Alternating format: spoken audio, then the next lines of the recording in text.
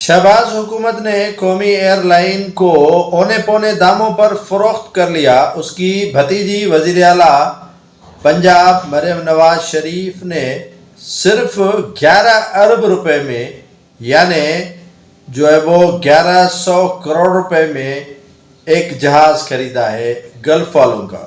जहाज़ जो है वो बकौल उज़्मा बुखारी के एयर के तौर पर इस्तेमाल किया जाएगा, यानी एयर एम्बुलेंस के तौर पर।